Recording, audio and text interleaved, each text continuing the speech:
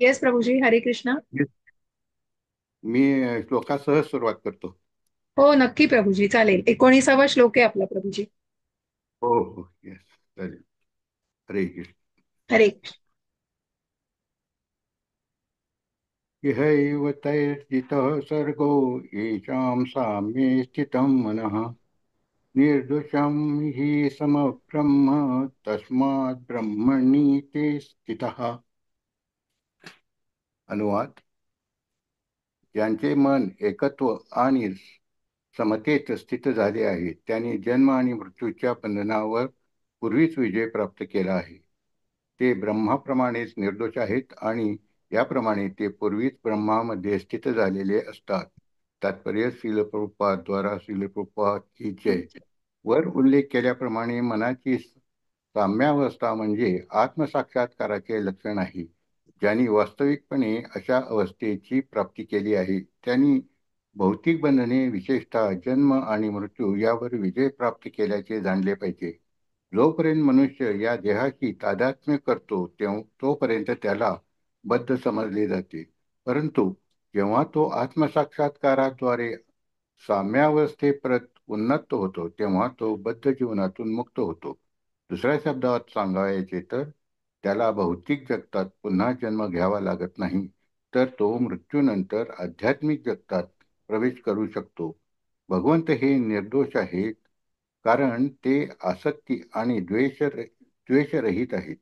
त्याचप्रमाणे जेव्हा जीव आसक्ती आणि द्वेषरहित होती जी जेव्हा जीव आसक्ती आणि द्वेषरहित होतो तेव्हा तो सुद्धा निर्दोष होतो आणि आध्यात्मिक जगतात प्रवेश करण्यास पात्र होतो.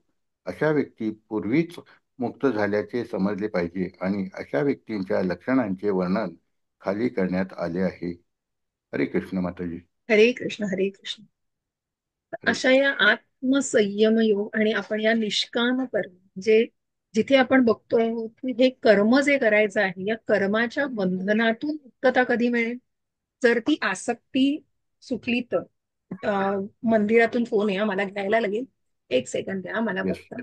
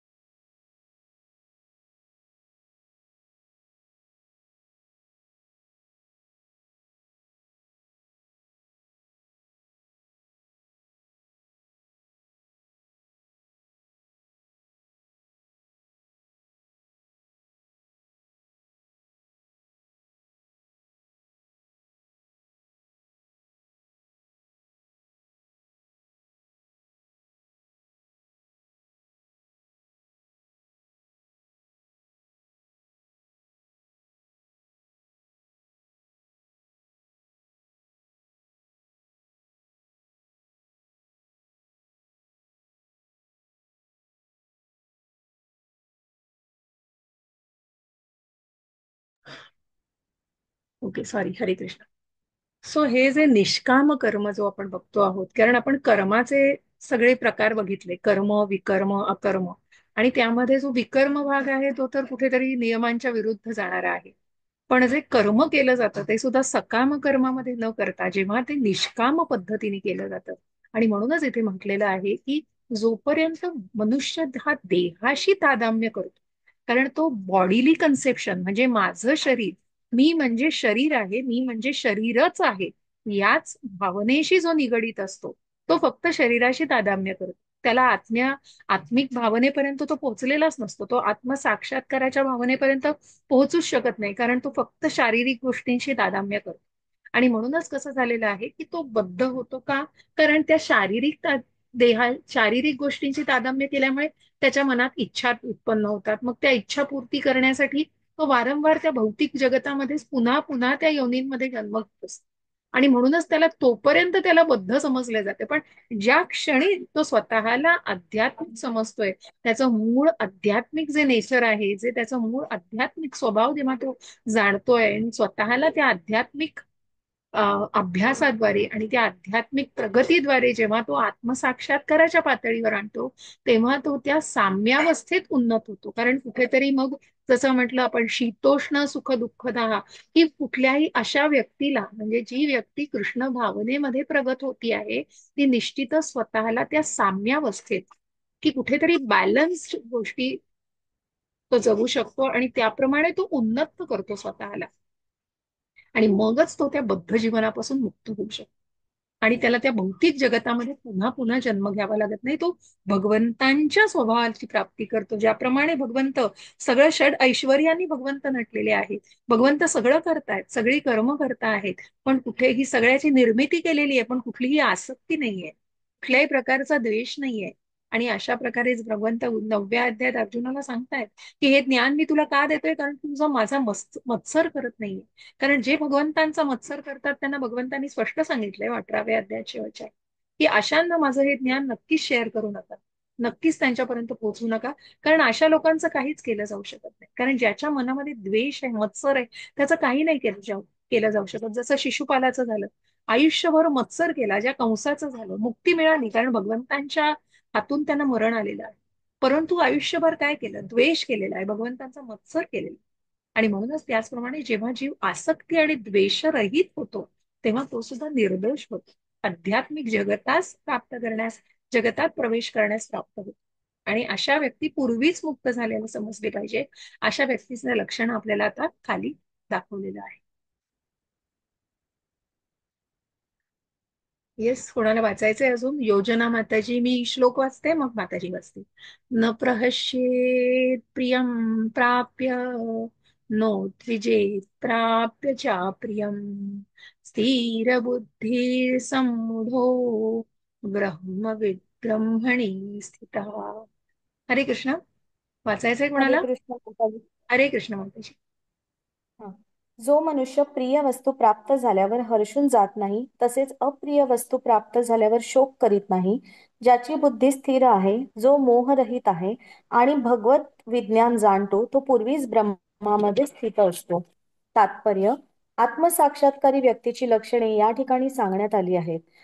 पहिले लक्षण आहे की तो स्वतःच्या शरीराशी मिथ्या तादात्म्य करून मोहित होत नाही. तो निश्चितपणे जाणतो की आपण म्हणजे हे शरीर नाही, तर आपण भगवंतांचे अंश आहोत. म्हणून तो शरीराशी संबंधित कोणतीही गोष्ट प्राप्त झाल्यावर हर्षित होत नाही, तसेच शरीराशी संबंधित गोष्ट गमावल्याने शोकही करीत नाही. मनाच्या या स्थिरतेला स्थिर बुद्धी म्हटले जाते. म्हणून तो स्थूल देहालाच आत्मा असे चुकीने समजून मोहित होत नाही, तसेच देहाला शाश्वत मानित नाही आणि आत्म्याचे अस्तित्व अमान्य करीत नाही. या ज्ञानामुळे तो परम सत्याचे संपूर्ण विज्ञान म्हणजेच ब्रह्म, परमात्मा आणि भगवान जाणण्याच्या स्तराप्रत उन्नत होतो. तो सर्व तऱ्हेने ब्रह्माशी एकरूप होण्याचा मिथ्या प्रयत्न न करता आपल्या स्वरूप स्थितीला पूर्णपणे जाणतो. यालाच ब्रह्म साक्षात्कार असे म्हणतात. अशा स्थिर बुद्धीला कृष्ण भावना म्हणतात. हरे कृष्ण माताजी. हरे कृष्ण. हरे कृष्ण. तर अशा या व्यक्तीचं वर्णन जे केलेलं आहे ते आपण दुसऱ्या अध्यायामध्ये, तुम्हाला आठवत असेल, स्थिताधीर मुनी, की भगवंतांना अर्जुन जेव्हा प्रश्न विचारतोय की अशी व्यक्ती चालते कशी, वागते कशी, बोलते कशी, तर त्याप्रमाणे भगवंतांनी सांगितलेलं आहे की स्थितप्रज्ञस्य, आय मीन अर्जुनाने विचारलाय हा प्रश्न, की स्थितप्रज्ञस्य का भाषा समाधिस्तस्य केशव, स्थितधीः की प्रभाषेत किमासीत व्रजेत किं. तर असा मनुष्य कशा प्रकारे वागतो, तेव्हा भगवंत सांगतायत दुःखेष्व विगनः, सुखेषु विगत स्पृहः, वीत राग भय क्रोधः, स्थितधीर मुनिरुच्यते.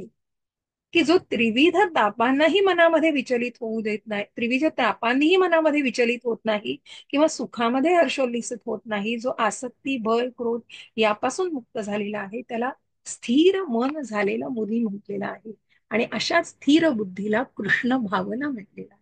ज्या प्रल्हाद महाराजांचं आपण उदाहरण तिथे घेतलेलं आहे, की प्रल्हाद महाराज ज्यांना इतके क्लेश दिले गेलेले आहेत, कश्यपू सारख्या राक्षसाच्या पोटी ज्यांनी जन्म घेतला होता, परंतु जे फक्त नारायण नारायण नारायण नारायण आणि त्या भगवंतांच्या नामस्मरणामध्ये इतकी दृढता होती त्यांच्यामध्ये, की भगवंत आहेत आणि माझं रक्षण करणार आहेत. त्यामुळे त्या गरम तेलामध्ये असो किंवा उंच दरीमधून खाली उंच डोंगरावरून त्यांना खाली फेकलेलं असो, सापांमध्ये दिलेलं असो, किंवा कुठल्याही प्रकारच्या निरनिराळ्या प्रकारच्या क्लेशांमध्येही ते फक्त भगवंतांचं नाव घेत आहेत.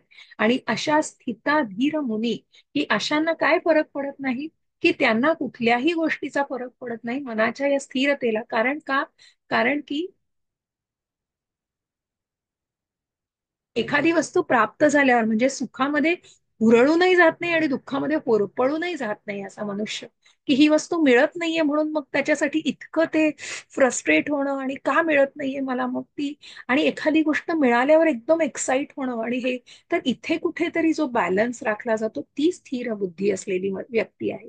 आणि जी त्या आत्मिक पातळीवर जाते ती निश्चित स्वतःला त्याप्रमाणे त्या स्वरूपाला प्राप्त करू शकते, जे भगवंतांचं स्वरूप असतं. आणि म्हणूनच भगवत विज्ञान जाणतो तो पूर्वीच ब्रह्मामध्ये स्थित असतो. अशी व्यक्ती त्या पातळीवर जेव्हा असते, आत्मसाक्षात्काराच्या पातळीवर, तेव्हा त्या ब्रह्म पातळीवर, की भगवंतांपासून आलेला जो चैतन्य आहे, की तो आपोआपच त्या ब्रह्मज्योतीमध्ये विलीन, म्हणजे ब्रह्मज्योतीमध्ये विलीन होत नाही, पण त्या ब्रह्मज्योती स्वरूप त्याला ते प्राप्त होतं. आणि त्याला ब्रह्मज्योती म्हटलेलं आहे. की अशा प्रकारे मग त्या ब्रह्म म्हणजे ब्राह्मण, परब्रह्म म्हणजे भगवंत, म्हणूनच तो ब्रह्म हा परब्रह्माचा अंश आहे. आणि म्हणूनच अशा व्यक्तीला म्हटलेलं आहे. आणि अशी व्यक्ती ही आत्मसाक्षात्काराच्या भावनेमध्ये असते, कारण त्यांनी स्वतःला जाणलेलं असतं की मी शरीर नसून मी आत्मा आहे. मनाच्या या स्थिरतेला स्थिर बुद्धी म्हटलं जातं. म्हणून स्थूल देहाला आत्मा असं चुकीने समजून मोहित होत नाही, तसंच देहाला शाश्वत मानित नाही आणि आत्म्याचं अस्तित्व अमान्य करीत नाही. म्हणजे स्थूल देह म्हणजे आपले दोन देह आहे, स्थूल आणि सूक्ष्म. स्थूल देह म्हणजे पृथ्वी, आप, वायू, अग्नी आणि जल, या पाच तत्वांनी बनलेलं स्थूल शरीर. आणि सूक्ष्म शरीर हे मन, बुद्धी आणि खोटा अहंकार यांनी बनलेलं आहे. आणि म्हणूनच मग जो व्यक्ती स्वतःच्या देहालाच आत्मा समजून मोहित होत नाही आणि देहाला शाश्वत मानित नाही, कारण ते नश्वर आहे हो.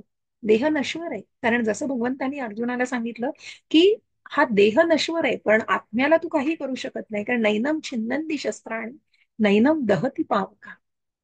कारण कुठल्याही प्रकारे आत्म्याचं काही केलं करता येत नाही. तो अविनाशी आहे, आत्मा हा अविनाशी आहे. ही व्यक्ती, जे व्यक्ती ही गोष्ट तंतोतंत जाणती आणि ती आत्मसात करते, ती आत्म्याचं अस्तित्व अमान्य करीत नाही.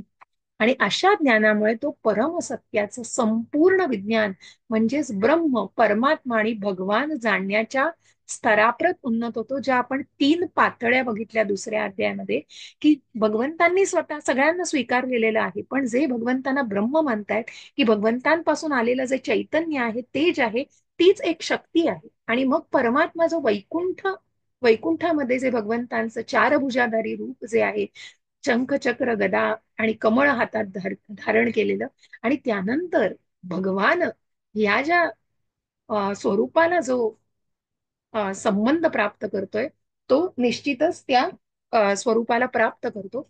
मला एक 5 मिनिटं देऊ शकाल का कृपया? हा, एक 5 मिनिटं द्या. ठीक आहे. हरे हो कृष्ण. मॅडम. येस, हरे कृष्ण.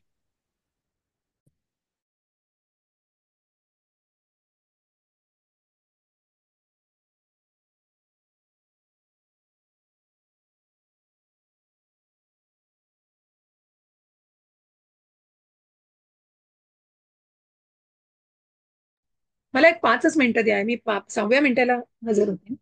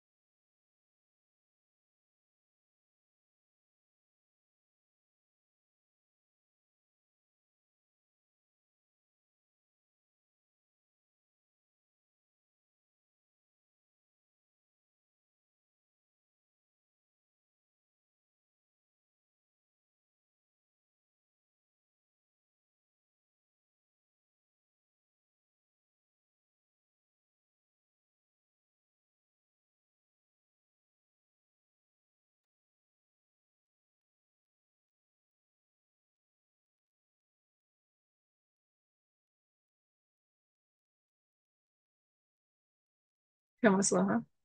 कारण ऍक्च्युली ती गाडी रिपेअरिंगला दिलेली आणि ती डिलिव्हरी मिळाली, तर मला ते जाऊन काही काही कमिटमेंट्स आपण टाळू नाही शकत. सो ते जाऊन जरा चेक करायचं होतं, सो मला जायला लागलं खाली. सो हरे कृष्ण. हा. तर त्याप्रमाणे ब्रह्म, परमात्मा आणि भगवान हे जाणण्याच्या स्तरापर्यंत तो उन्नत होतो. म्हणजे एक सेकंड, एक सेकंड, खूप खूप कमिटमेंट.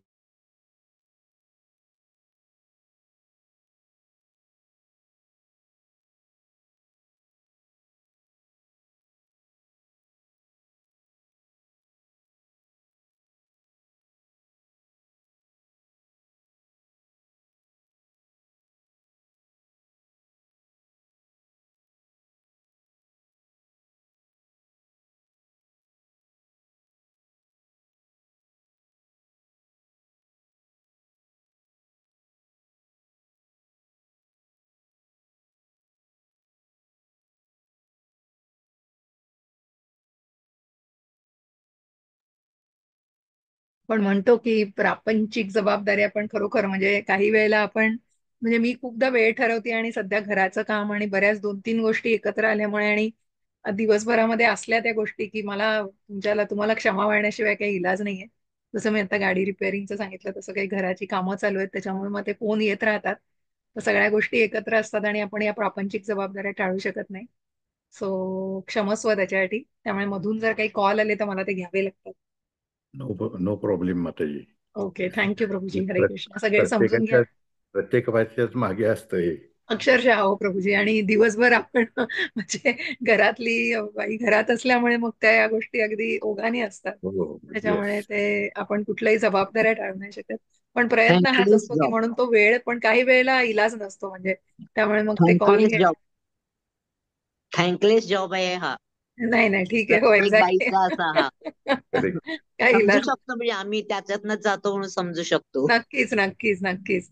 कारण त्या प्रापंचिक जबाबदाऱ्या आपल्या महत्वाच्या आहेत तितक्याच. त्याच्यामुळे ते भगवंत सांगतात त्या सगळ्या पार पाडून सगळी सेवा करा. त्याच्यामुळे आपलं नियत कर्म तेच आहे. नियत कर्म आहे. नक्कीच नक्कीच माताजी. सो त्यामधून नक्कीच प्रयत्न असतो, पण कुठेतरी असं गिल्ट वाटतं. पण ठीक आहे, काही वेळेला इलाज नसतो, म्हणून मी शक्यतो तरी असं होऊ देत नाही. पण काही वेळेला इलाज नसतो. हे सध्या मी म्हटलं ना, काही कामं चालू असल्यामुळे थोडा डिस्टर्बन्स म्हणून असतो, तर त्यासाठी क्षमस्व. तर मी आपण पुढे जाऊया.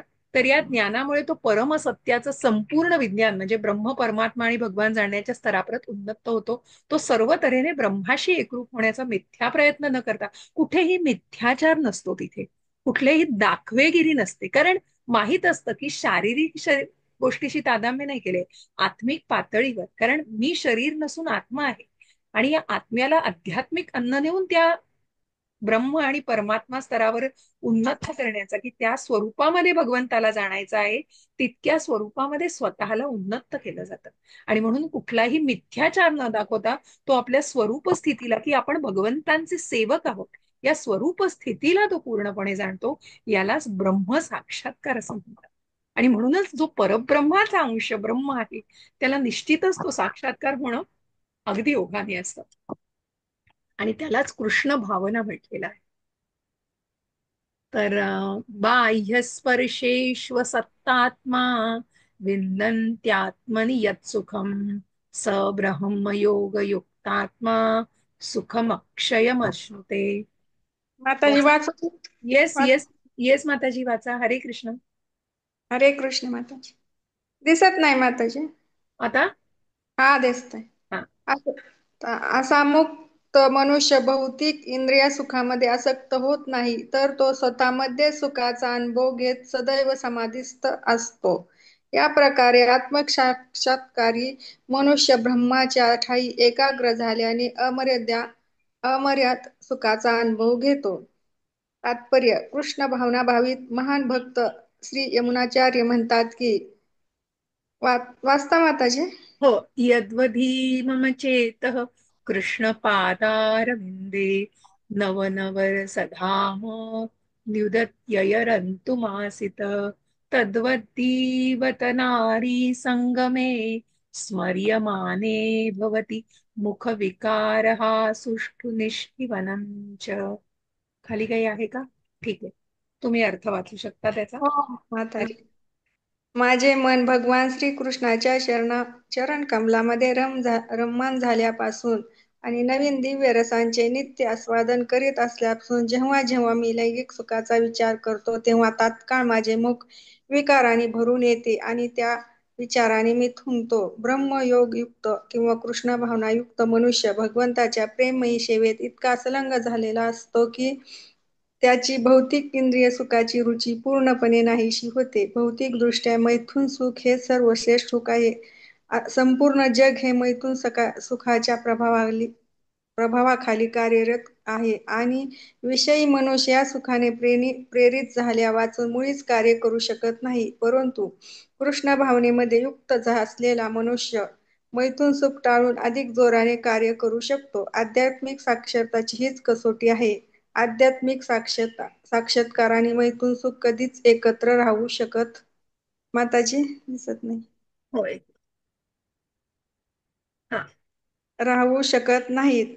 कृष्ण भावना भावित मनुष्य हा मुक्त जीव असल्यामुळे तो कोणत्याही प्रकारच्या इंद्रिय सुखाकडे आकर्षित होत नाही. एक्झॅक्टली. हरे कृष्ण. हरे हरे कृष्ण. कृष्ण माताजी.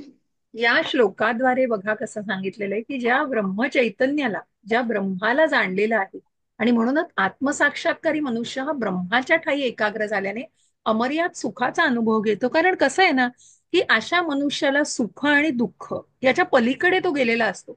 शीतोष्ण सुख दुःख दाह म्हणजे आता आपण जेव्हा बघितलं की जो जो भक्त असतो तो भक्त ते थंडी असू दे, वारा असू दे, पाऊस असू दे, ऊन असू दे, त्या सगळ्याला सहन करण्याची क्षमता त्याच्यामध्ये तो आणत असतो आणि त्याप्रमाणे तो स्वतःला त्या स्वरूपामध्ये जाणत असतो. त्या त्या गोष्टीसाठी स्वतःला प्रिपेअर करत असतो. आणि म्हणूनच तो का प्रिपेअर करू शकत असतो? कारण तो आत्मिक भावनेमध्ये असतो. तो देहात्म बुद्धीशी त्याने तादाम्य केलेलं नसतं.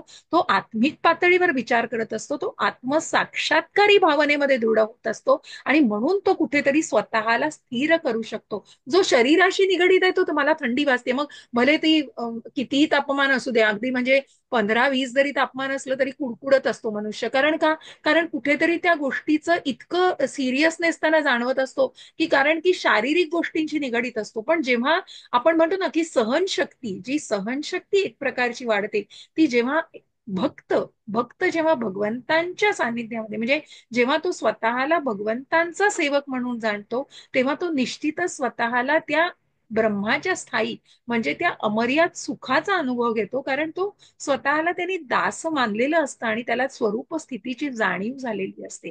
आणि म्हणूनच म्हणून यमुनाचार्य म्हणतायत की माझे मन भगवान श्रीकृष्णांच्या चरणकमलामध्ये रममाण झाल्यापासून आणि नवीन दिव्य रसांचं नित्य आस्वादन करीत असल्यापासून जेव्हा जेव्हा मी लैंगिक सुखाचा विचार करतो तेव्हा तात्काळ माझं मुख विकारांनी भरून येतं आणि त्या विचारांवर मी तुंबतो.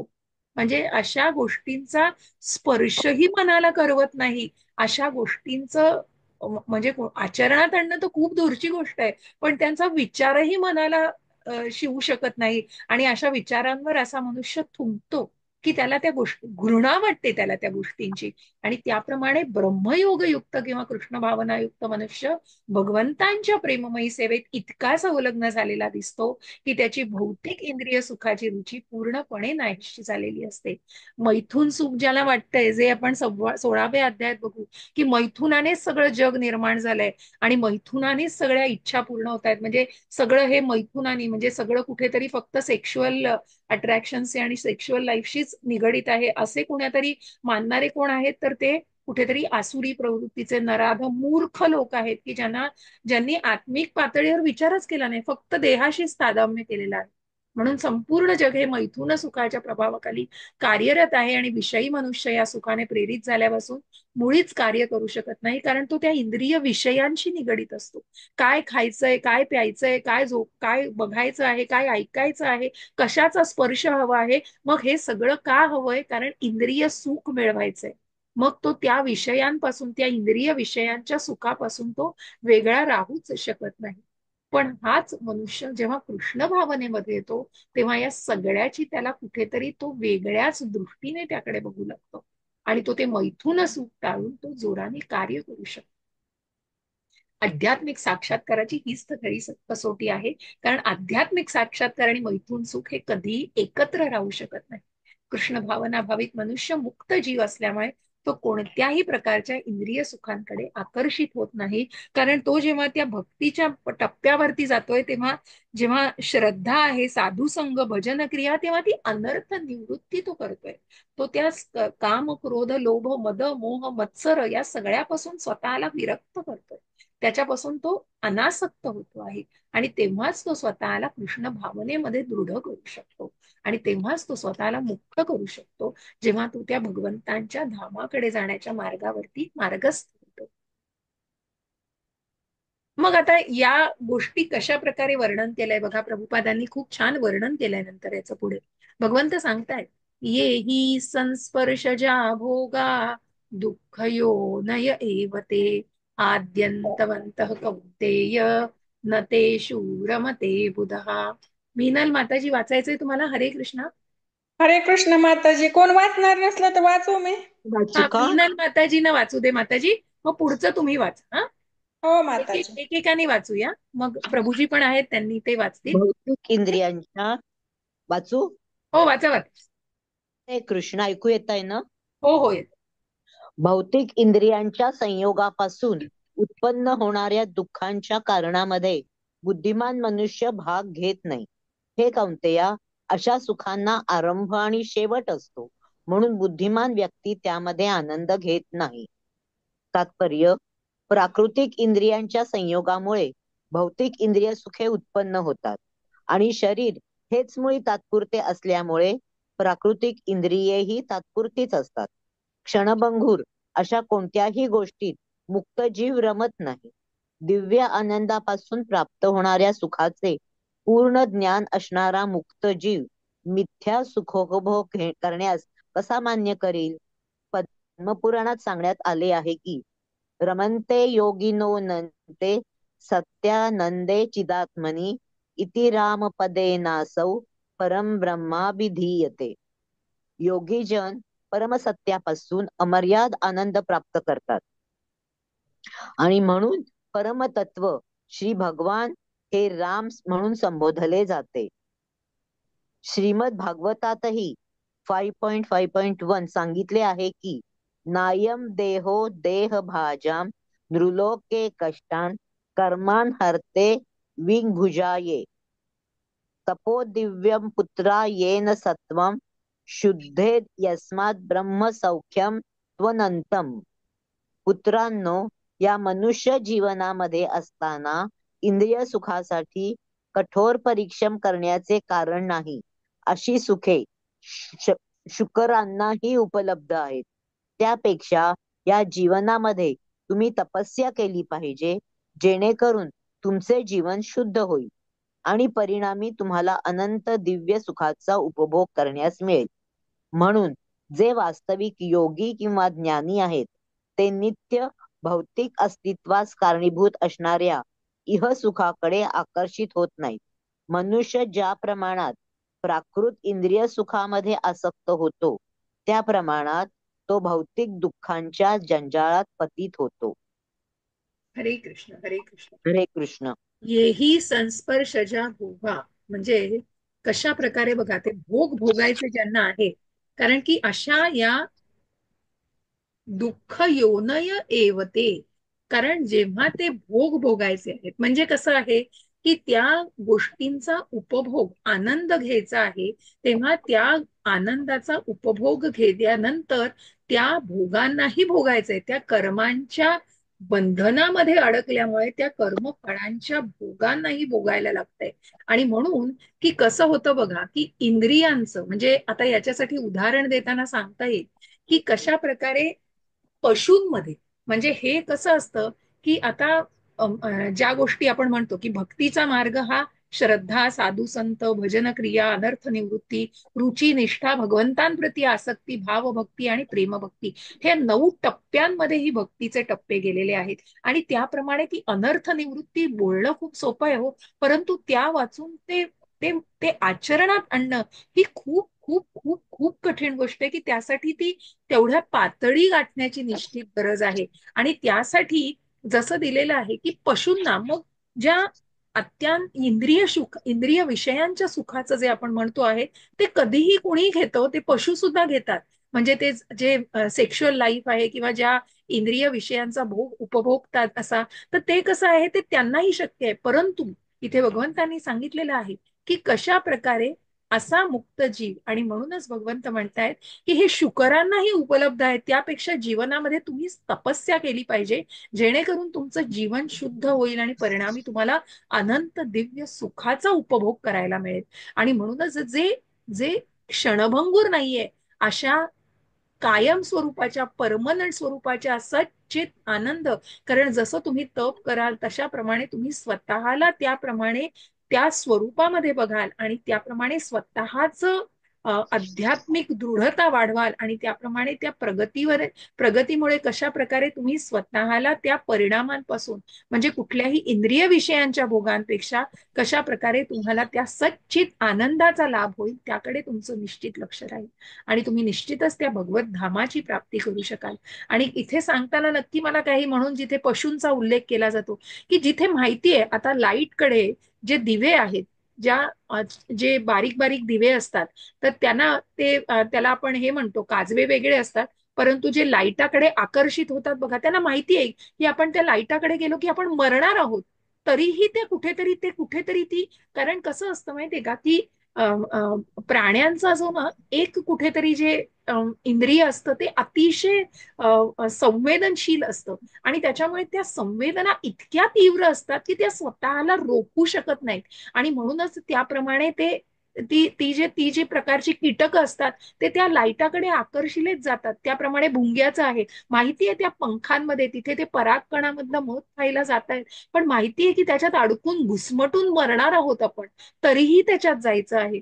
त्यानंतर आपण हत्तीचं बघितलं की कशा प्रकारे ट्रॅप केलं जातं की चुकीच्या यानी हरण सुद्धा कशा प्रकारे ओढलं जातं की त्याची शिकार केली जाते, त्याला कुठल्याही विलोभनाने असं ओढलं जातं आणि माहिती आहे आपल्याला त्या गोष्टींमुळे आपण मारले जाऊ किंवा आपल्याला निश्चितच मृत्यू प्राप्त होईल, पण कुठेतरी त्या संवेदना थांबवू शकत नाही कारण त्यांची इंद्रिय इतकी संवेदनशील असतात. तर मग विचार करा की मनुष्याची 5 इंद्रिय आहेत, ज्ञानेंद्रिय, आणि ती किती संवेदनशील आहेत आणि आपल्याला किती स्वतःला जपलं पाहिजे. आणि म्हणूनच येही संस्पर्श की कशा प्रकारे आपल्याला या सगळ्या इंद्रियांना कंट्रोलमध्ये ठेवायचं आहे. आणि म्हणूनच जर आपण ते नियंत्रणाखाली ठेवू तरच आपण त्या भौतिक सुखांपासून कुठेतरी स्वतःला रिस्ट्रिक्ट करू शकू, कुठेतरी आपण स्वतःला नियमित करू शकू. कारण मग जसं मी म्हटलं ना की कपाटभर साड्या आहेत तरी उद्या लग्न आहे पण मला साडीच नाही, हो माझ्याकडे कुठली नेसू मी साडी, हा जो प्रकार आहे हा कुठेच न थांबणार आहे. कारण का माहितीये का, इथे ही उपमा कदाचित तितकी बरोबर नाही, पण म्हणजे सांगण्याची गोष्ट ती जी ग्रीड आहे ना, ती जी वासना आहे ना, ती वासना न संपणारी आहे आणि तिलाच कुठेतरी नियंत्रण आणायचंय की काय करायचंय, काय खायचंय, कशा प्रकारे त्या जिभेला, कानाला, डोळ्यांना आणि सगळ्या आपल्या इंद्रियांना, ज्ञानेंद्रियांना कसं कंट्रोलमध्ये ठेवायचंय. तरच आपण त्या मनाने जर त्या इंद्रियांना कंट्रोलमध्ये ठेवलं तर काय होणार आहे, त्या मनाला ती बुद्धी सुद्धा कंट्रोल करू शकेल. आणि त्याप्रमाणे जसा तो रथ आहे ना, तो रथ कायम आठवा, की ते 5 घोडे आहेत, त्यांचे लगाम त्या दोऱ्या आहेत म्हणजे मन आहे, आणि त्या मनाला बुद्धीने नियंत्रणाखाली ठेवलंय. त्या बुद्धीच्या नियंत्रणाखाली गेलेली नाही. जर ते मन त्या बुद्धीच्या नियंत्रणाखाली गेलं तर संपलं. कारण जसं आपण म्हणतो की त्या टीव्हीचा रिमोट आपल्या हातात असतो, आपण त्या रिमोटच्या हातात नाही आहोत की तो रिमोट सांगेल तसं आपण लावायचं आहे. ही गोष्ट मला प्रकर्षाने जाणवते आणि म्हणून तो रिमोट हातात घेऊन तुम्ही टीव्ही बंद करणं हे तुमच्या हातात आहे. That is how you can do it. But तो काही रिमोट सांगत नाही मला घ्या आणि तुम्ही टीव्ही लावा. सो दॅट इज हाऊ तुम्ही स्वतःच्या इंद्रियांना नियंत्रित करायचं आहे. तुम्ही त्यांना त्याप्रमाणे ट्रेन करायचंय. तुम्ही स्वतःच्या माइंडला, तुमच्या मनाला ट्रेन करायचंय, त्याप्रमाणे तुम्ही इंद्रियांना ट्रेन करू शकाल. आणि त्यासाठी त्या आध्यात्मिक अन्नाची निकराने गरज आहे. प्रभूजी तुम्हाला वाचायचंय श्लोक आणि अर्थ तुम्ही वाचू इच्छिता ना? प्रभूजी वाचा. होय. हरे हरे कृष्ण.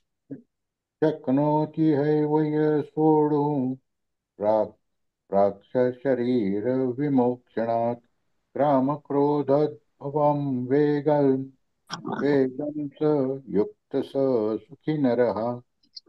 वर्तमान शरीराचा त्याग करण्यापूर्वी जर मनुष्य प्राकृत इंद्रियांचा आवेग सहन करू शकला आणि काम आणि क्रोध यांच्या वेगानं आवरू शकला तर तो योग्य प्रकारे स्थित आहे आणि या जगात तो सुखी असतो. तात्पर्य श्रील प्रभुपाद द्वारा श्रील प्रभुपाद की जय.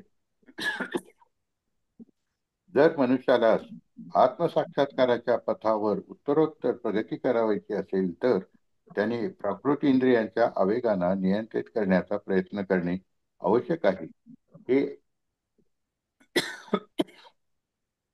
हे हे हे आवेग म्हणजे वाणीवेग, क्रोधवेग, मनोवेग, उदरवेग, जननेंद्रियांचे आवेग आणि जिव्हावेग जिव्हावेग होत. जो सावकाश मनुष्य प्रभूजी. सर्व यस जो मनुष्य या सर्व विविध इंद्रियांचे आणि मनाचे आवेग नियंत्रित करण्यामध्ये समर्थ होतो त्याला गोस्वामी किंवा किंवा स्वामी म्हटले जाते.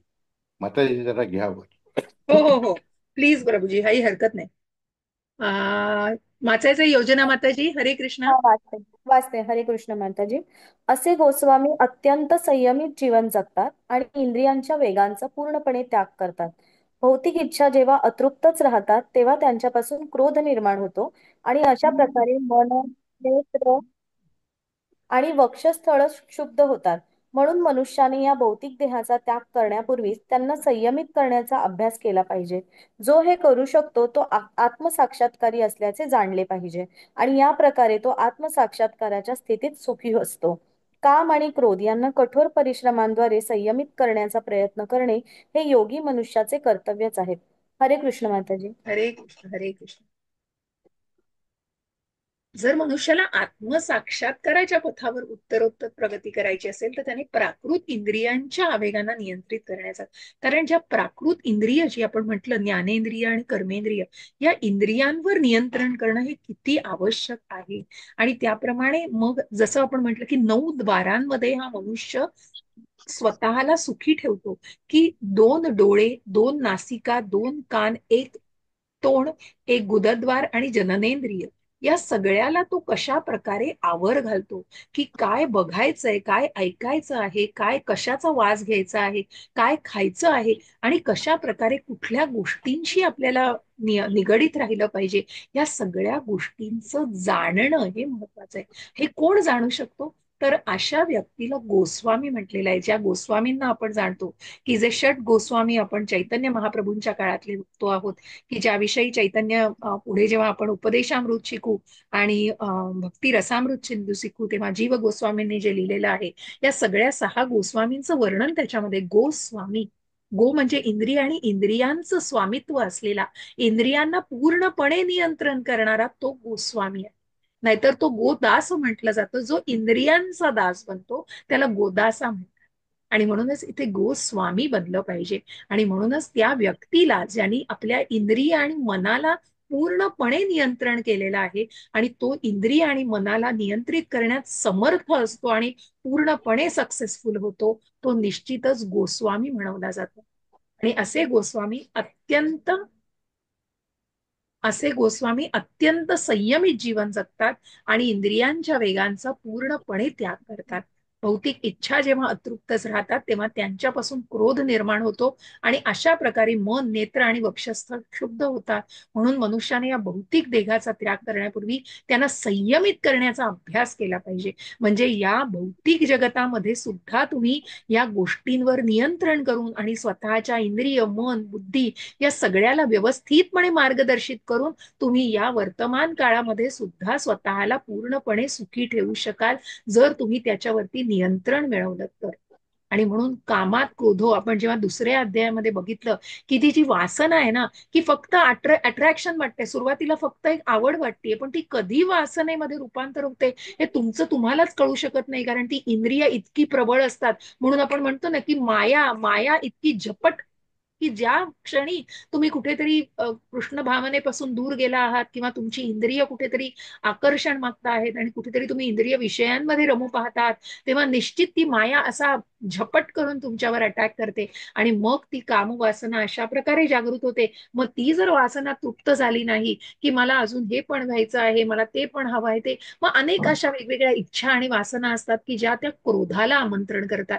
आणि मग तो क्रोध इतका टोकाला जातो की कुठेतरी त्या मनाचं भ्रम अवस्थेमध्ये रूपांतर होतं, त्या बुद्धीचा पूर्णपणे नाश होतो आणि मग काय चांगलं काय वाईट याचा पूर्णपणे विचार न करण्याच्या पलीकडे ती व्यक्ती जाते आणि मग ती विचारही तो करू शकत नाही आणि त्या व्यक्तीचं अधःपतन व्हायला वेळ लागत नाही. म्हणून ते संयम, स्वतःवरती संयम ठेवणं हे अतिशय महत्वाचं आहे. त्याला अनेक परिश्रम लागतात. शेवटी अध्यात्मच तुम्हाला कुठेतरी ते कठोर परिश्रम करायला सामर्थ्य देऊ शकणार आहे आणि आपण निश्चित स्वतःला त्या प्रकारे ट्रान्सफॉर्म करू शकू की याही कलियुगामध्ये आपल्याला जर असं आयुष्य जगायचं असेल की कुठेतरी आपल्याला या सगळ्या गोष्टीतून सन्मार्ग काढून आणि सत्कर्म करायचंय, निष्काम पद्धतीने कर्म करायचा प्रयत्न करायचा आहे, तर त्यासाठी ते एफर्ट्स घेणं, ते परिश्रम घेणं हे निश्चितच गरजेचं आहे.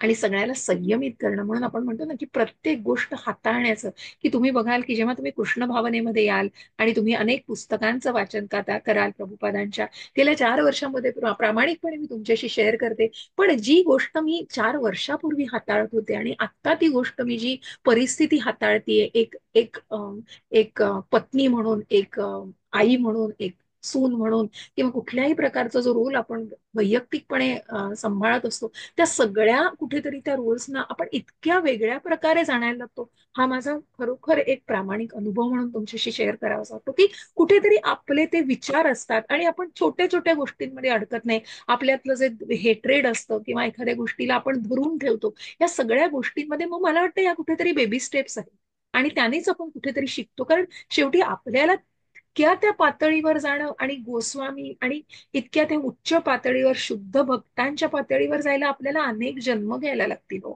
पण निदान आपण या गोष्टींना जाणून ती जर आचरणात, म्हणून नेहमी मी तुम्हाला याही आधी उल्लेख केला असेल की भगवद्गीता आपण जगतोय किती, आपण किती आचरणात आणतोय, मला वाटतं ते खूप महत्वाचं आहे.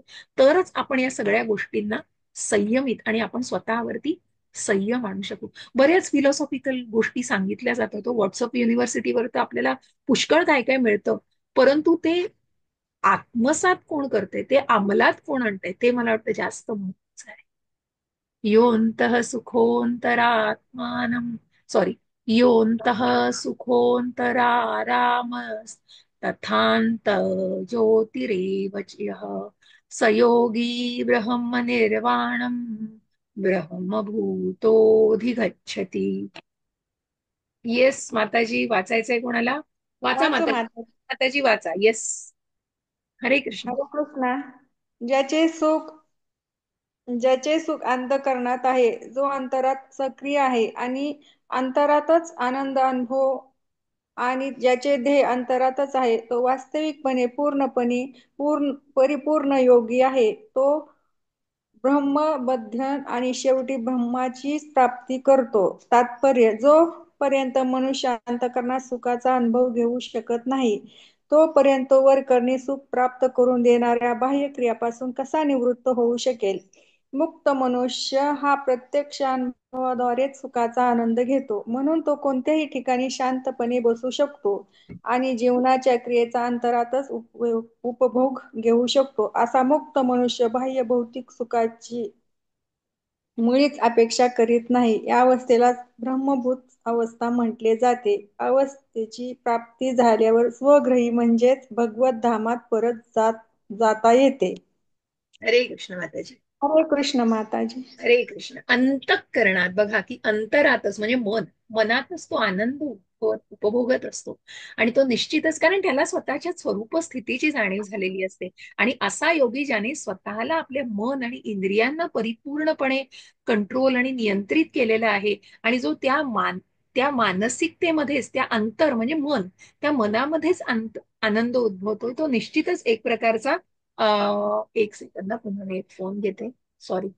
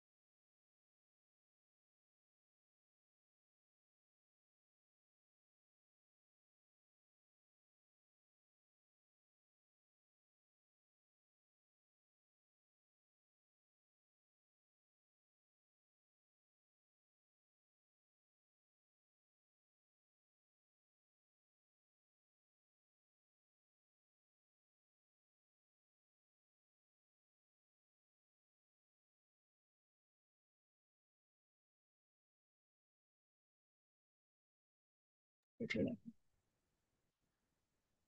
अशी व्यक्ती अंतःकरणात सुखाचा अनुभव, म्हणजे जोपर्यंत मनुष्य अंतःकरणात सुखाचा आनंद घेऊ शकत नाही, तो वरकरणी प्राप्त करणाऱ्या सुखाचा बाह्य क्रियांपासून. कसं असतं ना, की ज्या वेळेला जसं मी म्हटलं की 9 द्वारांमध्ये मनुष्य जेव्हा सुखी आहे, तेव्हा त्याला त्या बाह्य सुखाची गरज पडत नाही. पण जोपर्यंत त्याला त्या सुखाचा कुठेतरी अपेक्षा असेल, तेव्हा तो त्यापासून, त्या बाह्य सुखापासून, त्या वरकरणी मिळणाऱ्या सुखापासून तो कुठेतरी निवृत्त कसा होऊ शकेल. मुक्त मनुष्य हा प्रत्यक्ष अनुभवाद्वारे सुखाचा आनंद घेतो, म्हणून तो कोणत्याही ठिकाणी शांत बसू शकतो, जीवनाच्या क्रियांचा अंतरातच उपभोग घेऊ शकतो. असा मुक्त मनुष्य बाह्य भौतिक सुखाची अजिबात अपेक्षा करत नाही. कसं आहे ना, की वरकरणी सुख मग ते कुठेतरी क्षणभंगूर आहे हेही त्या व्यक्तीला कल्पना नसते. पण फक्त आपल्याला ते सुख हवंय, मला ते सुख उपभोगायचंय, मला त्याचा आनंद घ्यायचा आहे, ही जी बाह्य सुखाची ओढ असते ना, ती ओढ मग कमी होतच नाही, कारण ती कुठेतरी वाढतच, मग तो निवृत्त होणं त्याच्यातनं कठीण असतं. परंतु ज्या व्यक्तीने स्वतःला आत्मसाक्षात्काराच्या भावनेमध्ये दृढ केलेला आहे, त्याला या भौतिक सुखाची निश्चितच गरज पडत नाही. आणि म्हणूनच तो या अवस्थेची प्राप्त झाल्यावर, ती अवस्था प्राप्त झाल्यावर भगवत धामाची प्राप्ती निश्चितच करू शकतो. लभन्ते ब्रह्म निर्वाण ऋषय क्षीण कल्मषः छिन्नद्वैधायतात्मानः सर्वभूत हिते रतः. येस, हरे कृष्ण. कोणाला वाचायची मी इच्छा आहे? वाचू की? हा, वाचा वाचू माता. मी? वाचा हरे माताजी. कृष्ण. जे संशयापासून उत्पन्न होणाऱ्या द्वंद्वाच्या पलीकडे आहेत, ज्यांचे मन अंतरातच रममाण झाले आहे, जे सर्व जीवांच्या कल्याणार्थ कार्य करण्यामध्ये नेहमी व्यस्त असतात आणि जे सर्व पापांपासून मुक्त आहेत, ते ब्रह्मामध्ये मुक्तीची प्राप्ती करतात. तात्पर्य: पूर्णपणे कृष्ण भावना भावित असलेला मनुष्य खऱ्या अर्थाने जीवनाच्या कल्याणार्थ कार्य करू शकतो. श्रीकृष्ण हेच सर्व गोष्टींचे उद्गम आहेत. याचे ज्ञान वास्तविकपणे जेव्हा मनुष्याला होते, तेव्हा त्या भावनेमध्ये तो जे कार्य करतो ते सर्वांच्या कल्याणार्थ असते. श्रीकृष्ण हे परमभोक्ता, सर्वश्रेष्ठ अधिपती आणि परममित्र आहेत. या गोष्टींची विस्मृती ही मानव समाजाच्या दुःखास कारणीभूत असते. म्हणून संपूर्ण मानव समाजामध्ये या भावनेची पुनर्जागृती करणे हे सर्वोच्च कल्याणकारी कर्म आहे.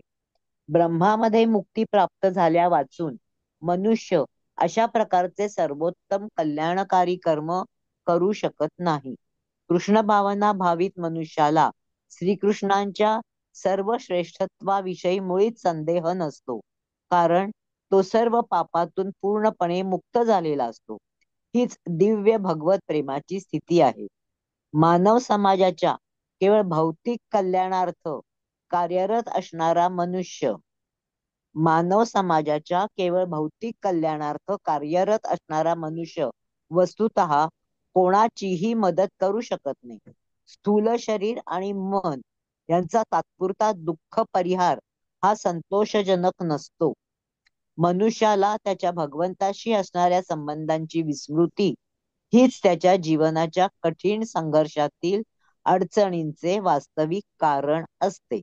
जेव्हा मनुष्याला श्रीकृष्णांशी असणाऱ्या आपल्या संबंधांची पूर्णपणे जाणीव होते, तेव्हा तो जरी भौतिक जंजाळात असला तरी तो मुक्त जीवच असतो. हरे हरे कृष्ण. कृष्ण, हरे कृष्ण. किती छान सांगितलं बघा प्रभुपादांनी, की हम्म. भगवंतांचं विस्मरण होणं हे सगळ्या दुःखाचं कारण आहे कुठेतरी. की जसं आपण म्हणतो की मग अध्यात्म हा तुमचा मूळ स्वभाव आहे, की मग जेव्हा काही सुख येत आहेत तेव्हा मात्र आनंद असतो मनुष्याला, पण काही दुःख मिळाली की मग मीच का असं बरं विचारतो. कारण तिथे कुठेतरी भगवंतांचं विस्मरण आधी झालेलं असतं सुखामध्ये लोळताना. तेव्हा नाही आठवत की मीच का, मग मलाच का सुख मिळालंय असं थोडीच विचारलं जातं. पण भगवंत या कशातच इंटरफिअर करत नाहीयेत हो. भगवंतांनी तुम्हाला ती इच्छेची सूट दिलून टाकलेली आहे. परंतु भगवंतांचं विस्मरण होणं हे कुठेतरी तुम्ही तुमच्या दुःखाच्या सगळ्या गोष्टींना कारणीभूत ठरवता आहात आणि त्याप्रमाणे आमंत्रण देत आहात त्या गोष्टी.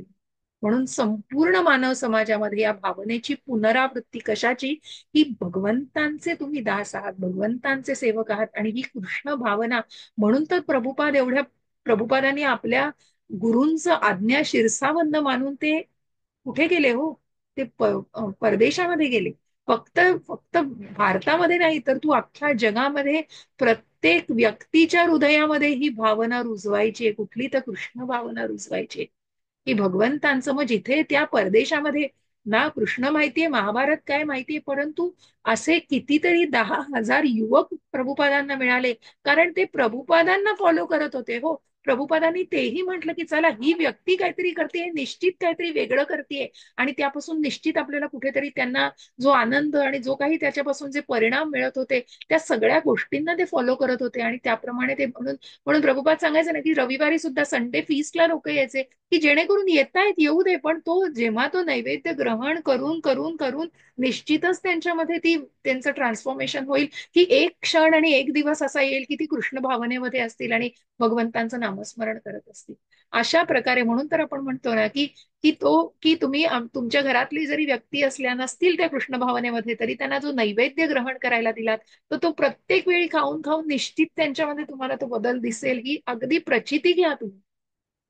आणि म्हणून कृष्ण भावना भावित मनुष्याला श्रीकृष्णांच्या सर्व श्रेष्ठत्वाविषयी मुळीच संदेह नसतो, कारण तो सर्व पापातून पूर्णपणे मुक्त झालेला असतो. आणि हीच दिव्य भगवत प्रेमाची स्थिती आहे.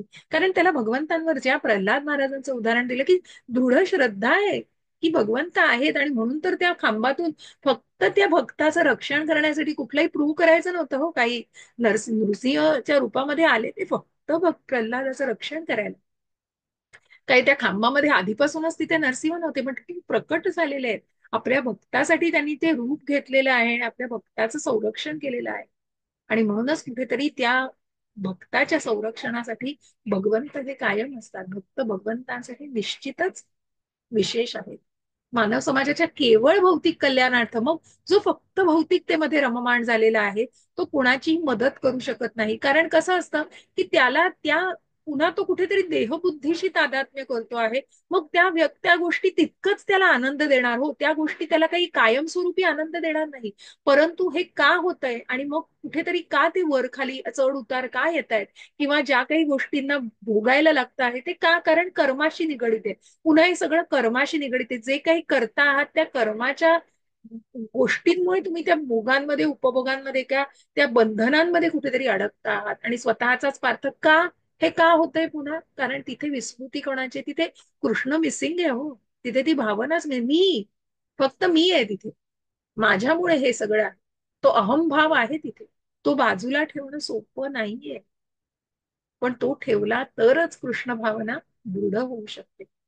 आणि म्हणूनच मग जेव्हा मनुष्याला श्रीकृष्णांशी असलेल्या आपल्या संबंधाची पूर्णपणे जाणीव होते, तेव्हा तो जरी भौतिक जंजाळात असला, तो जरी या सगळ्या कलियुगामध्ये आहे, या भौतिक प्रकृतीमध्ये आहे, तरी तो स्वतःला पूर्णपणे कंपोज ठेवू शकतो. तो मुक्त जीवच असतो, कारण त्याने स्वतःला त्याप्रमाणे प्रिपेअर केलेलं असतं, त्या साचेबद्ध स्वरूपात स्वतःला तसं तयार केलेलं असतं.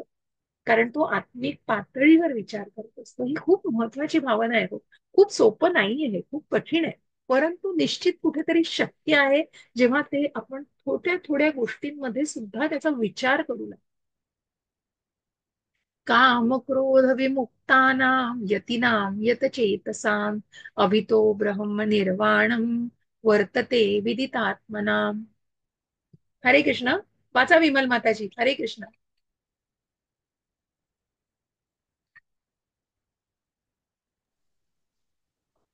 हॅलो माताजी.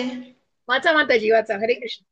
हरे कृष्ण. जे क्रोध आणि सर्व भौतिक इच्छापासून मुक्त आहेत, आत्मसाक्षात्कारी, आत्मसंयमी आहेत आणि सतत पूर्णत्वाकरिता पूर्णत्वाकरिता प्रयत्न करीत आहेत, प्रयत्न करीत आहेत, त्यांना निकट भविष्य काळात ब्रह्मा मधील मुक्तीची निश्चिती असते. तात्पर्य: मोक्षासाठी निरंतर प्रयत्न करणाऱ्या संत जनामध्ये जो कृष्ण भावना भावित मनुष्य असतो, तो सर्वोत्तम आहे. या वस्तुस्थितीची पुष्टी श्रीमद भागवतामधील पुढील प्रमाणे 4:22-39 करण्यात आली आहे. वाचता माता. यत्पाद पंकज पलाश विलाश भक्त्या कर्माशयं ग्रथितमुदग्रन्थयन्ति सन्तः तदवन्न रिक्तमतयो यतयोऽपि रुद्ध स्त्रोतो गणास्तस्मरणं भज वासुदेवम्. हरे कृष्ण माताजी. हरे कृष्ण. पूर्व सेवाद्वारे पुरुषोत्तम भगवान श्री वासुदेव यांची भक्ती करण्यात कर, प्रयत्न कर, जे प्रयत्न येस, जे सकाम कर्माच्या सकाम कर्माच्या तीव्र आणि सखोल इच्छेचे समूळ उच्चाटन करून भगवंताच्या चरण कमलाची सेवा करण्याच्या दिव्य आनंदात युक्त झाले आहेत. त्यांनी जितक्या प्रभावीपणे इंद्रिय वेग नियंत्रण केले आहे तितक्या प्रभावीपणे इंद्रिय वेग नियंत्रित करण्याचे सामर्थ्य मोठमोठ्या ऋषीमध्येही नाही. बद्ध जीवामध्ये कर्मफलाचा उपभोग घेण्याची इच्छा इतके खोलवर मूळ धरून असं की मोठमोठ्या ऋषींना महत् प्रयास करूनही अशा इच्छा नियंत्रित करणे अत्यंत कठीण असते. भगवत भक्त हा कृष्ण भावना भावित भक्तिपूर्ण सेवेमध्ये सतत युक्त असल्यामुळे आणि आत्मसाक्षात्कारामध्ये परिपूर्ण असल्यामुळे त्याला ब्रह्मामध्ये मुक्तीची प्राप्ती अत्यंत शीघ्र होते.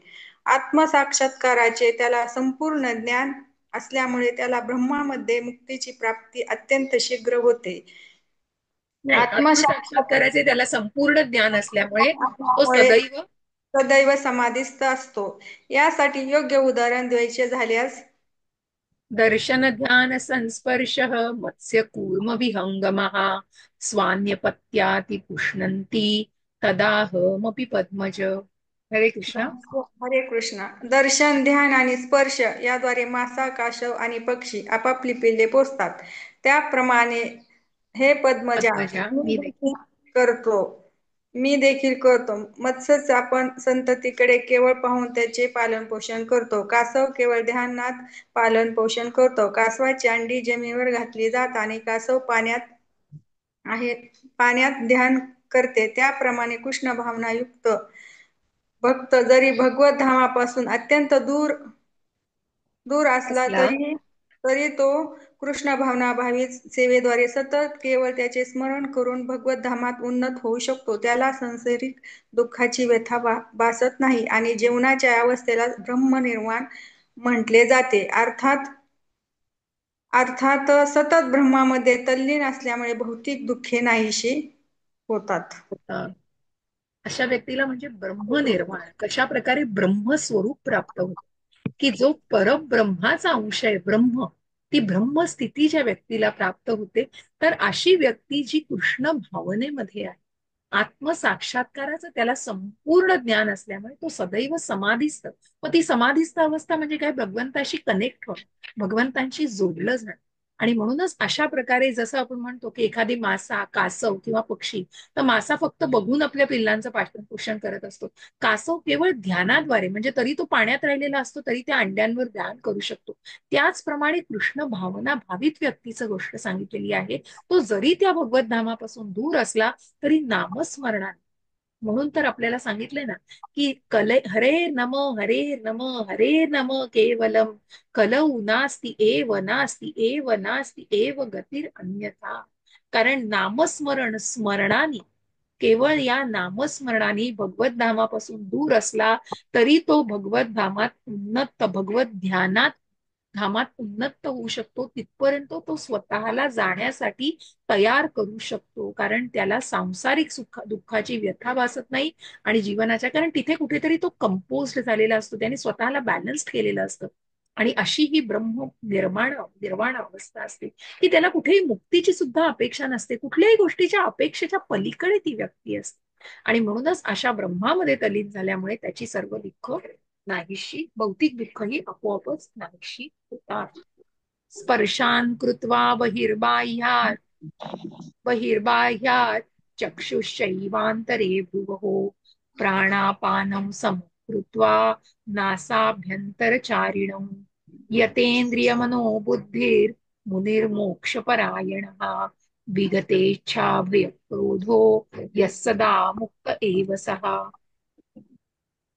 येस, कोणाची वाटण्याची इच्छा आहे? योजना माताजी. हरे कृष्ण माताजी.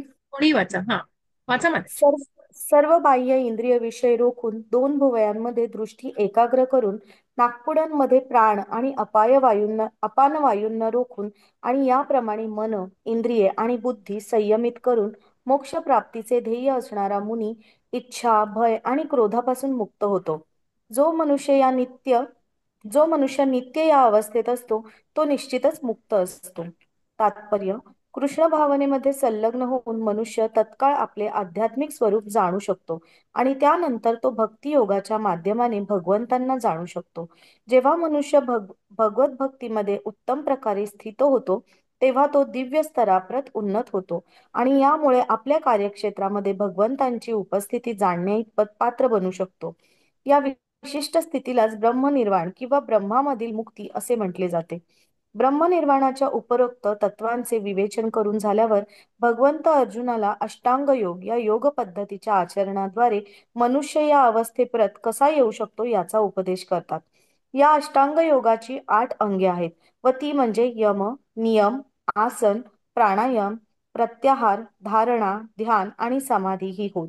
6व्या अध्यायामध्ये योग विषयाचे विस्तृत स्पष्टीकरण करण्यात आले आहे आणि 5व्या अध्यायाच्या शेवटी त्याचे केवळ प्राथमिक वर्णन करण्यात आले आहे. प्रत्याहार या योग पद्धतीद्वारे शब्द, स्पर्श, रूप, रस आणि गंध या इंद्रिय विषयांचा त्याग केला पाहिजे. त्यानंतर 2 भुवयांमध्ये दृष्टी एकत्रित करून अर्धोन्मीलित नेत्रांनी नासिकाग्रावर ध्यान एकाग्र केलं पाहिजे. नेत्र पूर्णपणे बंद करण्याने काही लाभ होत नाही, कारण नेत्र पूर्णपणे बंद केल्यास निद्रावश होण्याचा संभव असतो. तसेच नेत्र संपूर्ण उघडे ठेवण्यानेही काही लाभ होत नाही, कारण तसे केल्यास इंद्रिय विषयांद्वारे मोहित होण्याची शक्यता असते. शरीरातील ऊर्ध्व आणि अधोगमन करणाऱ्या वायूंचे समत्व साधून नाकपुड्यांमध्ये श्वासोच्छवासाची हालचाल रोखली जाते. अशा योगाच्या आचरणाद्वारे मनुष्य इंद्रिये संयमित करू शकतो, बाह्य इंद्रियांविषयांपासून अलिप्त राहू शकतो आणि याप्रमाणे तो बाह्य निर्वाणासाठी स्वतःची तयारी करू शकतो. ही योग पद्धती मनुष्याला सर्व प्रकारच्या क्रोध आणि भयांपासून मुक्त होण्यास व त्या योगे दिव्य स्थितीत परमात्म्याच्या उपस्थितीचा अनुभव घेण्यास सहाय्य करते. दुसऱ्या शब्दात सांगावयाचे तर कृष्ण भावनामृत ही योग पद्धतीच्या आचरणाची सहज सुलभ पद्धत आहे. याचे पुढील अध्यायामध्ये विस्तृत वर्णन करण्यात येईल. कृष्ण भावना भावित मनुष्य हा नित्य भक्तीमध्ये सेवेमध्ये युक्त असल्या कारणाने त्याची इंद्रिये इतर गोष्टींमध्ये रत होण्याचा धोका नसतो. इंद्रिये संयमित करण्याचा हा मार्ग अष्टांग योगापेक्षा अधिक उत्तम आहे. हरे कृष्ण माताजी. हरे कृष्ण हरे कृष्ण. तर अशा या 5व्या आणि 6व्या अध्यायाला जोडणारा कुठेतरी हा श्लोक आहे की जिथे भगवंत सांगतायत आता की मग कृष्ण भावनेमध्ये संलग्न मनुष्य तत्काळ आपले आध्यात्मिक स्वरूप जाणू शकतो आणि त्यानंतर तो भक्ती योगाच्या माध्यमाने भगवंतांना जाणू शकतो. अशा प्रकारे आपण त्या 6व्या अध्यायातून मग त्या भक्ती योगाच्या टप्प्यावरही जाणत आहोत की जेव्हा भगवत भक्तीमध्ये उत्तम प्रकारे स्थित होतो तेव्हा तो दिव्य स्तराप्रत उन्नत होतो आणि आपल्या कार्यक्षेत्रामध्ये भगवंतांची उपस्थिती जाणण्यात तो पात्र बनू शकतो, कारण कुठेतरी तो कनेक्ट होतो. प्लीज जरा काळजी घ्या आवाजाची.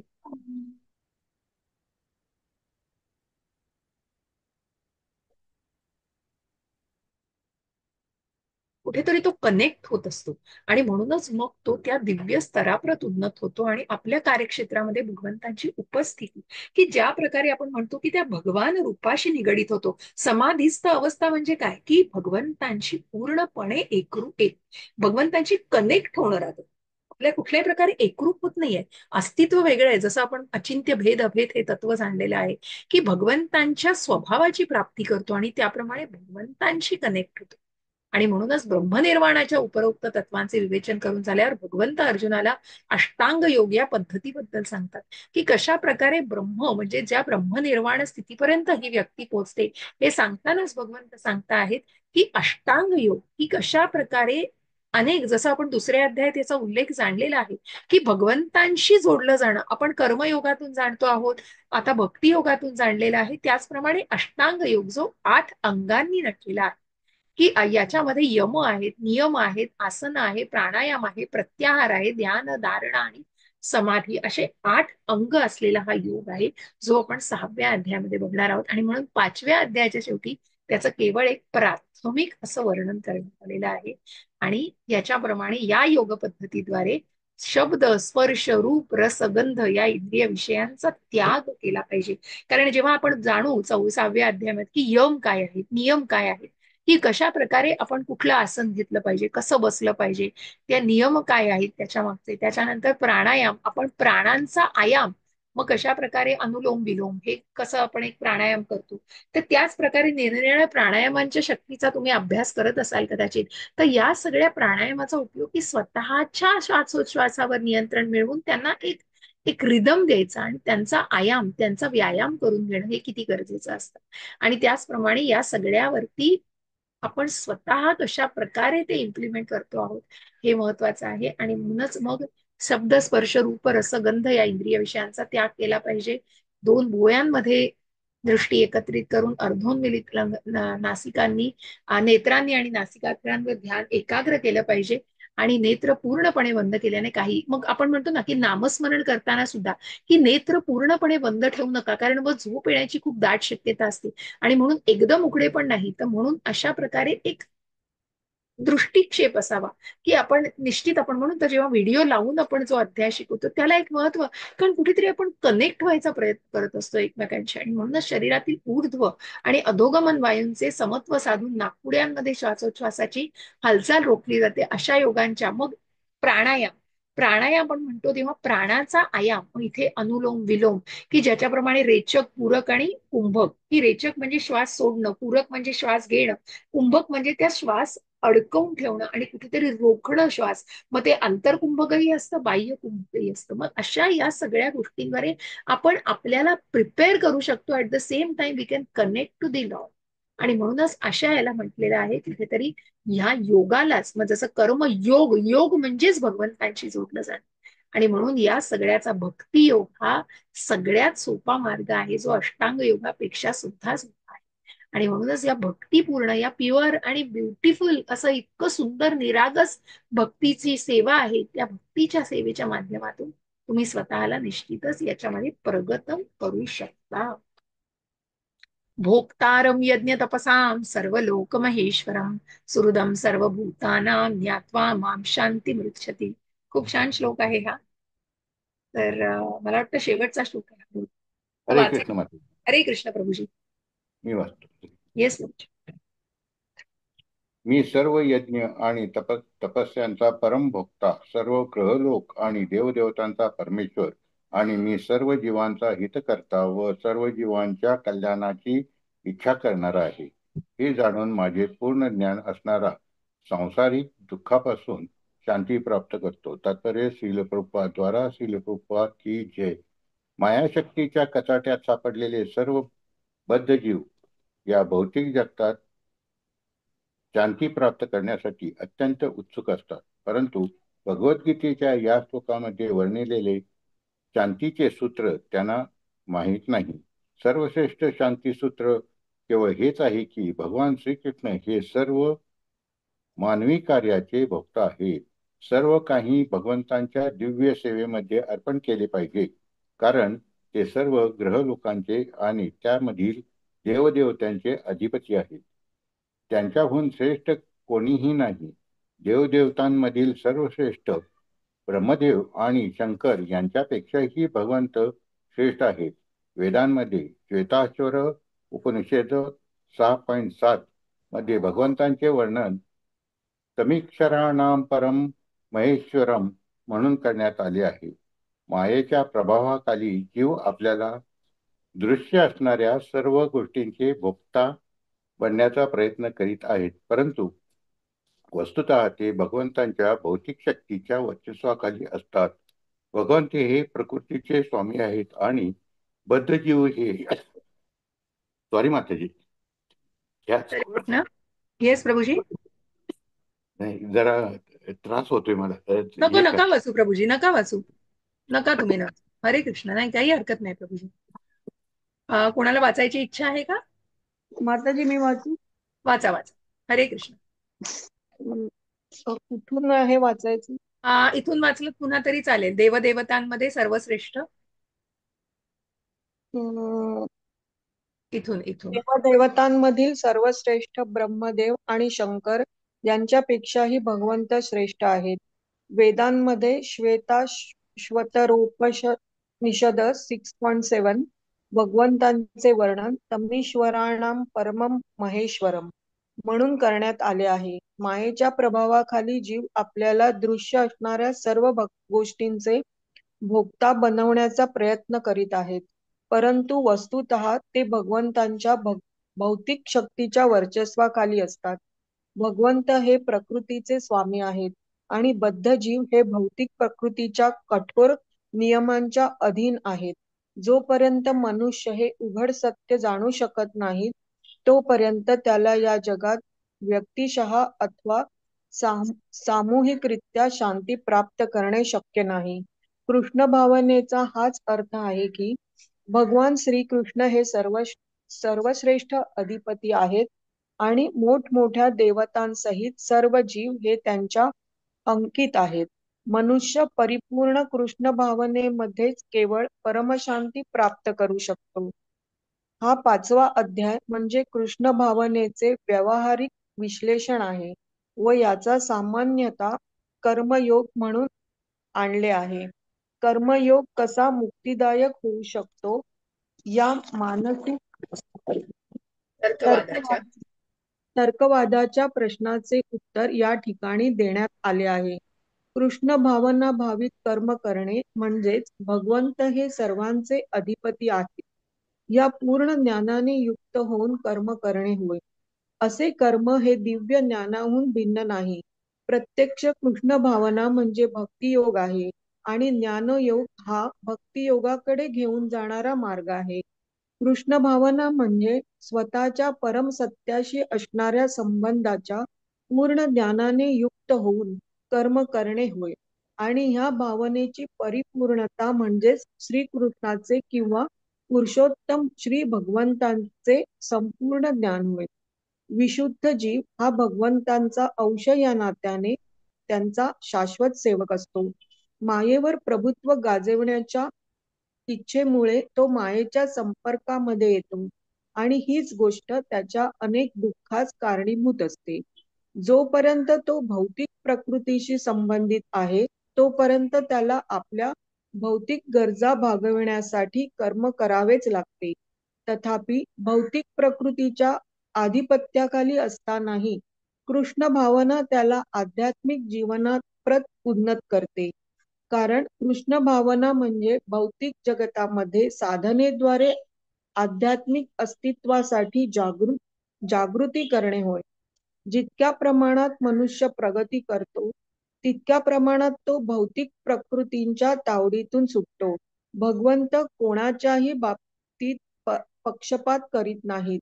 सर्व काही मनुष्याच्या कृष्ण भावनेतील कर्तव्याच्या व्यावहारिक आचरणावर अवलंबून असते आणि यापासून त्याला सर्व प्रकारे इंद्रिये संयमित करण्यास आणि काम आणि क्रोधावर विजय मिळवण्यास मदत होते. उपरोक्त विकारांना नियंत्रित करून जो कृष्ण भावनेमध्ये दृढ राहतो तो वास्तविकपणे दिव्य स्थिती किंवा ब्रह्मनिर्वाणामध्ये राहतो. अष्टांग योगाचे कृष्ण भावनेमध्ये आपोआपच आचरण होते कारण यामध्ये अंतिम हेतू साध्य होतो. यम नियम आसन प्राणायाम प्रत्याहार धारणा ध्यान आणि समाधी यांच्या आचरणाने यथावकाश उन्नतावस्था प्राप्त होते. परंतु भक्तियोगातील पूर्णतेची ही केवळ पूर्वतयारी आहे आणि भक्तिपूर्ण सेवा हीच मानव जातीला शांती प्रदान करू शकते. हीच जीवनाची परमोच्च संसिद्धी आहे. या प्रकारे भगवद्गीतेच्या कर्मसन्यास योग या 5व्या अध्यायावरील भक्ती वेदांत भाष्य संपन्न. हरे कृष्ण. हरे कृष्ण हरे कृष्ण हरे कृष्ण. किती सुरेख असं अध्यायाचं वर्णन केलेलं आहे. 5व्या अध्यायातून आपण 6व्या अध्यायात जाणार आहोत.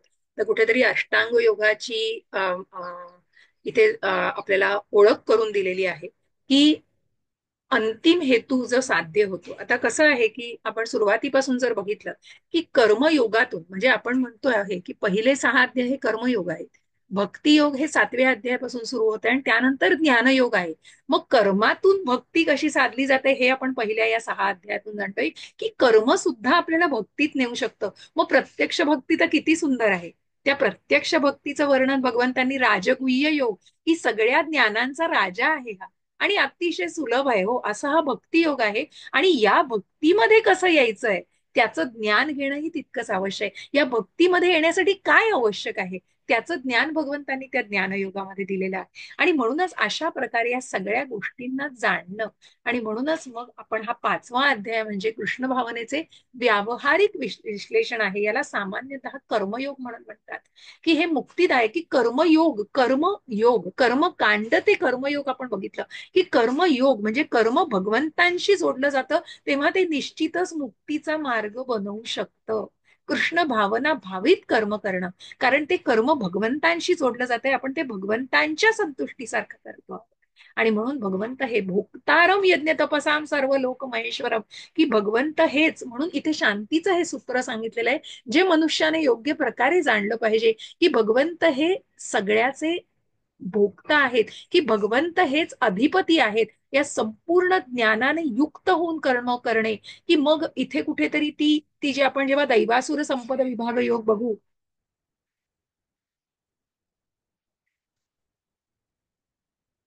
ऐसे है ना, आपल्याने नाही हे केलं. ठीक. तर अशा या कृष्ण भावना म्हणजेच भक्तियोग आहे. ज्ञानयोग हा भक्तियोगाकडे घेऊन जाणारा मार्ग आहे. कृष्ण भावना म्हणजे स्वतःच्या परम सत्याशी संबंधित असणाऱ्या संबंधाच्या पूर्ण ज्ञानाने युक्त होऊन कर्म करणे, या भावनेची परिपूर्णता.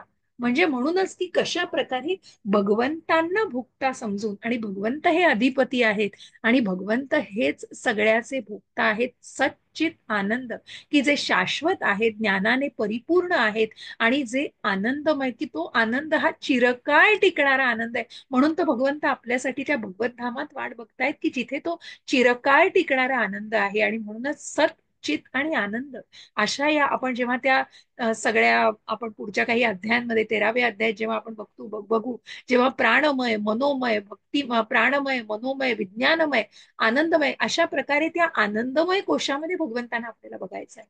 आणि म्हणूनच भगवंत कोणाच्याही बाबतीत पक्षपात करीत नाहीत, हेही भगवंतांनी क्लिअर केलंय की भगवंतांना सगळे सारखे आहेत, पण भक्त भगवंतांसाठी विशेष आहे. सर्व काही मनुष्याच्या कृष्ण भावनेतील कर्तव्यांच्या व्यावहारिक आचरणांवर अवलंबून असते. आणि या प्रकारे त्याला सर्व प्रकारे इंद्रिय संयमित करण्यात, काम आणि क्रोधावर विजय मिळवण्यास मदत होते. उपरोक्त विकारांना नियंत्रित करून जो कृष्ण भावनेमध्ये दृढ राहतो, तो वास्तविकपणे दिव्य स्थिती म्हणजेच ब्रह्मनिर्वाणामध्ये, की तो कशा प्रकारे स्वतःला त्या ब्रह्मस्वरूपामध्ये आणू शकतो, जो परब्रह्माचा अंश आहे. पण तो ब्रह्मस्वरूप प्राप्त करणं सोपं नाहीये, त्यासाठी त्याला त्या आत्मसाक्षात्काराची गरज आहे. आणि म्हणूनच अष्टांग योगाचे कृष्ण भावनेमध्ये आपोआपच आचरण होते. कारण कसं आहे, यामध्ये अंतिम हेतू साध्य होतो. जी समाधीस्थ अवस्था आहे ती पुन्हा भगवंतांशी जोडलं जाते. पण पुन्हा जेव्हा आपल्याला 6व्या अध्यायात आपण जाणू, तेव्हा निश्चित आपल्याला अनेक गोष्टी जाणता येतील की हे जे अष्टांग योग करणं हे कुठेतरी खूप कठीण आहे. जिथे अर्जुनाने व्यापार युगामध्ये सांगितलंय, तिथे या कलियुगामध्ये तर खूप कठीण आहे. म्हणून भक्ती योगासारखा सुलभ मार्ग नाही. भक्ती योगासारखा अतिशय काय म्हणतात ना, लिफ्टचा मार्ग आहे की जो आपल्याला भगवंतांशी जोडतो आहे.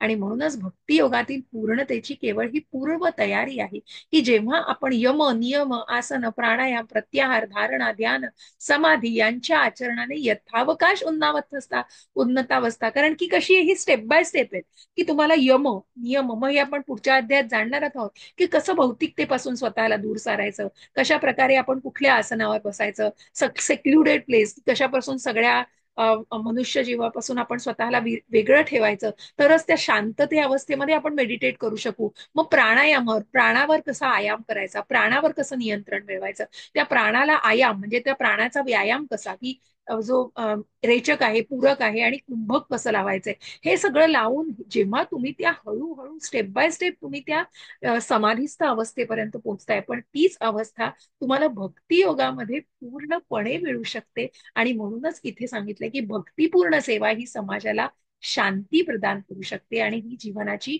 परमोच्च संसिद्धी आहे.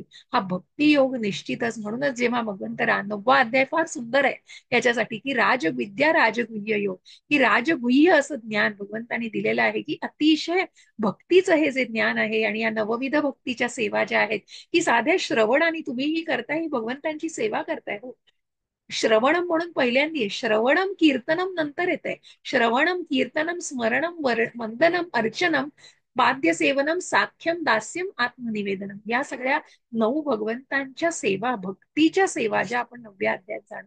आणि म्हणून हा भक्तीचा जो मार्ग आहे ना, अतिशय सुलभ मार्ग आहे, जो भगवंतांशी जोडला जातो.